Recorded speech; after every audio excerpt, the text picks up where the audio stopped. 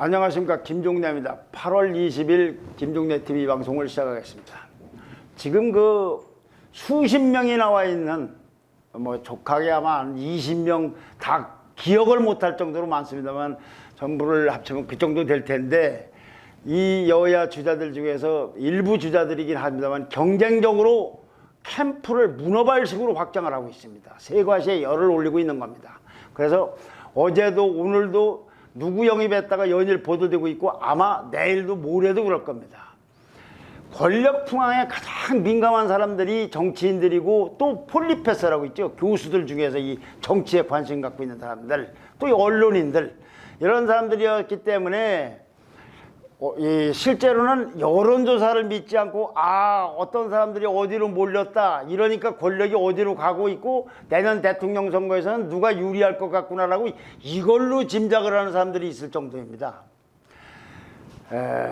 말하자면 저 사람들이 가는 걸 보면은 내년에 집권할 가능성이 누가 있다는 걸 쉽게 알 수 있다는 얘기. 여론조사보다 이게 정확하다는 사람도 있습니다. 뭐 맞는지 틀린지는 모르겠습니다만은, 또 각 캠프는 이걸 활용도 합니다. 그래서 우리 캠프에 사람이 많이 왔다라고 이제 선전하고 이렇게 하는 겁니다. 근데요, 정권을 잡기 위해서는 뭔 일이든 하겠습니다만은, 이렇게 좀 멀리서 지켜보는 사람 입장에서 볼 때는요, 저런 캠프의 저런 식이 하고 있는 것이 과연 이 나라 정치 발전에 도움이 되는가? 아니, 그들이 집권하면 성공한 정권이 될 수 있을까? 거기에 도움될까? 이거는 좀 의문입니다. 역대 대통령 선거 때 맹활약했던 캠프, 그리고 그 캠프에 있는 사람들, 이 사람들이 대통령 선거가 끝나서 정권을 잡은 후에 어떤 운명을 갖게 되고 살았는가, 아니면 그들이 정권이 성패에 어떤 영향을 미쳤는가, 이걸 한번 되돌아보면 굉장히 불안합니다. 지금 있는 캠프들도 그렇습니다. 지난 방송 때도 한번 말씀드린 적이 있습니다만, 각 캠프에 몰려드는 면면을 보면요, 대단히 죄송합니다만 다 그런 건 아니지만은 많은 사람들이 그저 그렇고 그런 올드보이들이 많습니다. 저렇게 여러 군데서 있던 사람들이 어느 날 갑자기 한 캠프에 모여서 새로 손발을 맞추다가 몇 달간 정권 요직을 차지한다. 그러면 어떤 일이 벌어지느냐? 우선 인수위원회를 구성하는데, 정권 인수위원회, 이제 A 정권에서 B 정권으로 가면 그때 뭐 이것저것 따져보고 하는 인수위원회 구성하는데, 그때부터 거기 누가 들어가냐로다가 이제 또 요란합니다. 그러면서 저는 자연스럽게 저 대통령을 만든 사람은 누구냐 하면서 실세가 누구다, 복심이 누구다, 그러면서 또 낙하산 인사가 있다, 코드 인사가 있다, 해전문 인사가 있다, 이런 비판들이 이제 쭉 대기를 하고 있습니다. 이번에 캠프들 보면은 지난 정권 때하고도 그게 크게 다를 것 같지 않다는 생각이 든다 이거죠.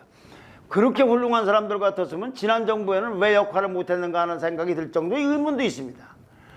그리고 또 하나는요, 왜 이 캠프를 다른 캠프를 택하지 않고 이 캠프를 택한 이유가 뭐냐? 합리적인 이유를 찾기가 어렵습니다. 어떻게 그들이 나는 이 캠프에 참석했다고 명분을 내세우든지 간에 당선 가능성이 높기 때문에 찾아온 거다, 아니면 사적인 인연 때문에 저렇게 된 것 같다, 이렇게 생각이 듭니다. 정책을 보고 노선을 보고 그걸 기준에 따라서 행동한 것 같은 생각이 별로 안 든다는 얘기죠. 또 하나는요, 평소에는 잠잠하고 있다가 이런 시기가 되니까 갑자기 자기가 속했던 쪽을 맹비난하면서 여야를 넘나드는 사람도 있어요. 이건 더 이상합니다.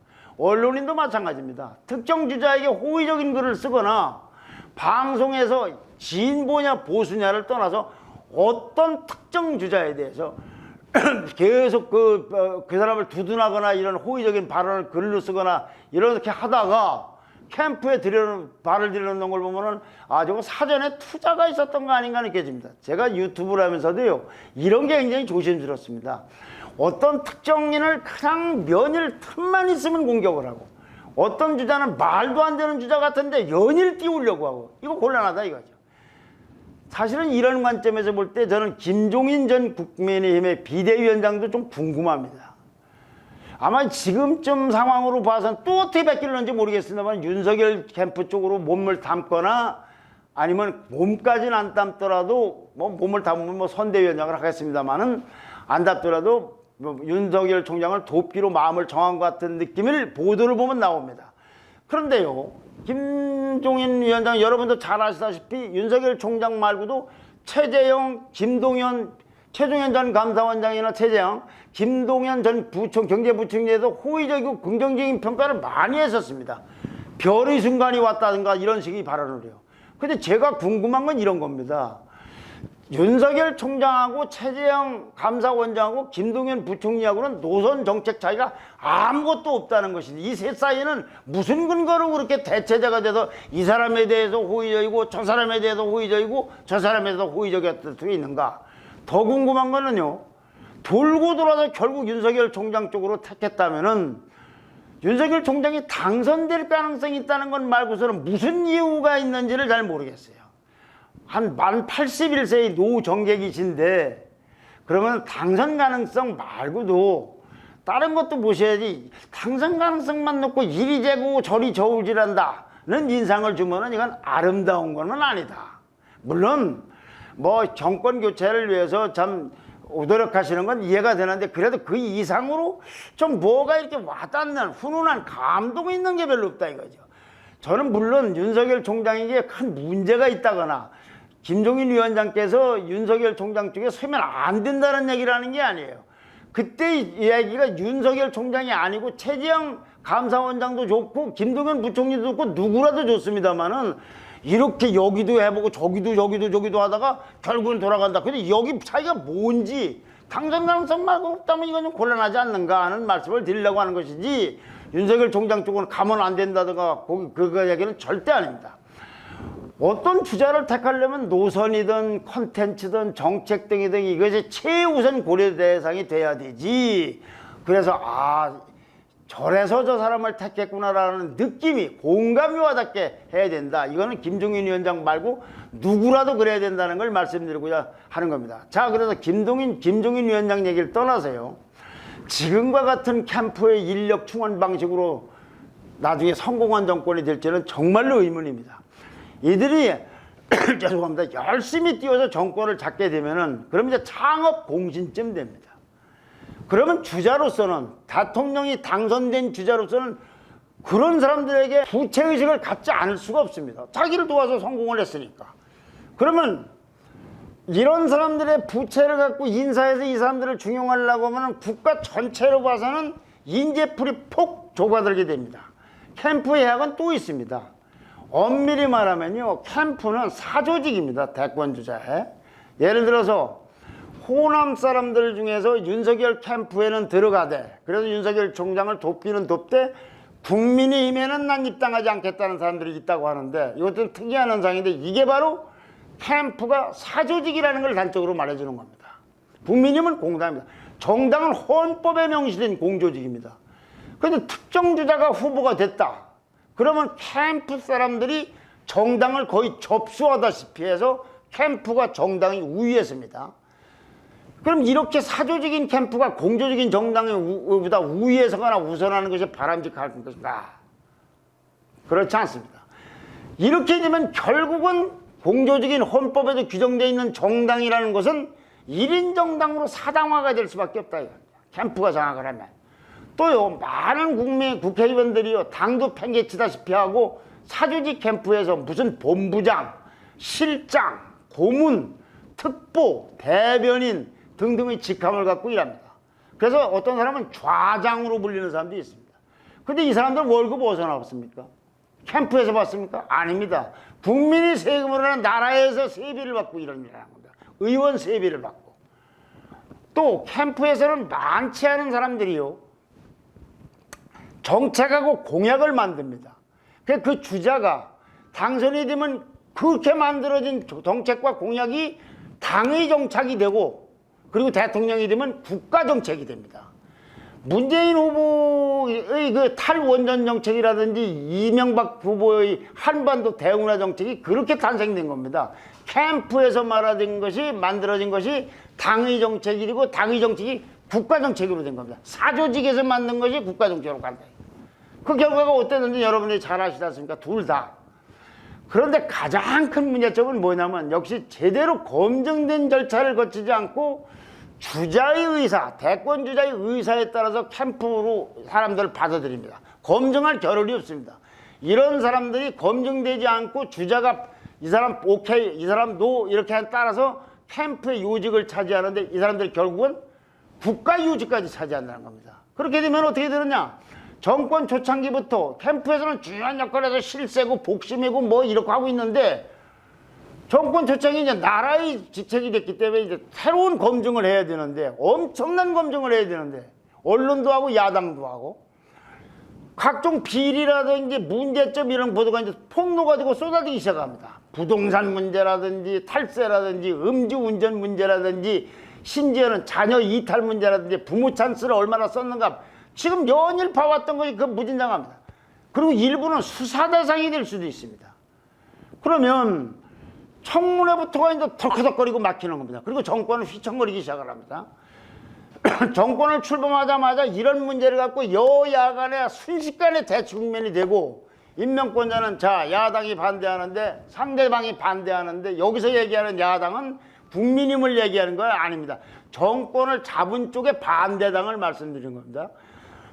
거기서 임명을 강행할 거냐 말 거냐로 또 한참 또 뭐 신랑이가 하고 가고 합니다.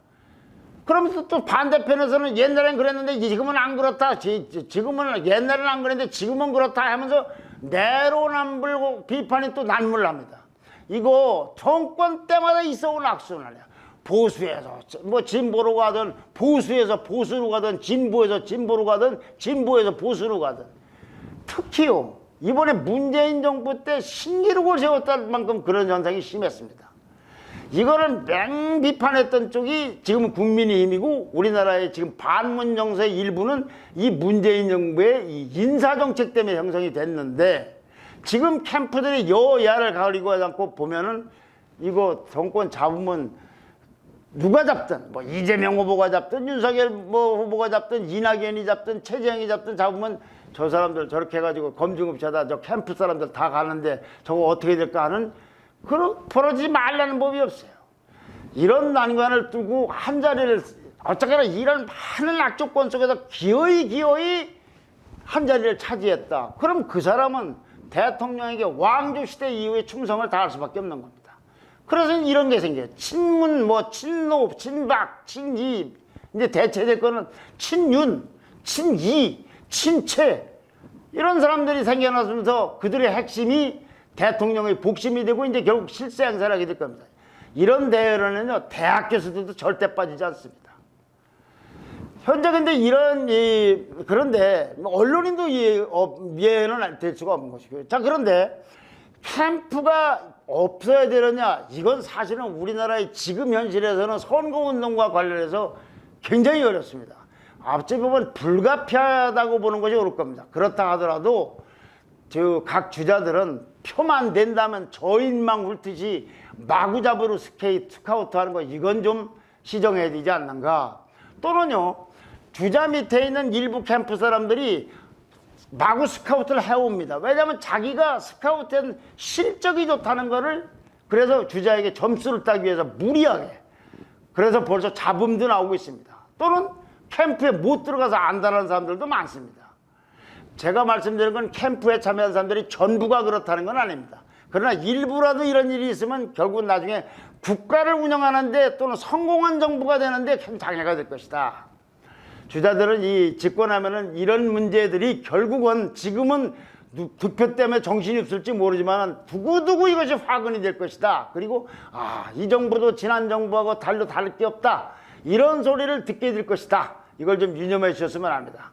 특히 이번 선거는요 코로나 때문에 가뜩이나 비대면 현상이 오고 있지만 이번 선거는 비대면 선거 운동이 주가 될 겁니다. 그래서 조직에 대한 의존도가 줄어들고 메시지 또는 언론, 여기는 뭐 언론이라는 건 신문, 방송뿐만 아니라 SNS, 하지만 토론 이런 거에 대한 의존도가 훨씬 늘어나기 때문에 무리하게 세과시한답시고 이 캠프를 확장할 필요성도 좀 줄어들었습니다. 이것도 조금은 좀 옥석을 가려야 될 일이 아닌가. 자, 어떻든 오늘 말씀드린 것 앞으로 7달 후에 이 대통령 선거가 있고 그로부터 2달 후에 새 정부가 들었으면 지금 캠프에 영입됐다고 하는 사람들이 그때 무슨 자리를 차지하고 있고 그들이 어떤 논란을 일으킬지 아닐지 한번 잘 지켜보시기 바랍니다. 좋아요와 댓글과 구독 신청 부탁드립니다. 감사합니다.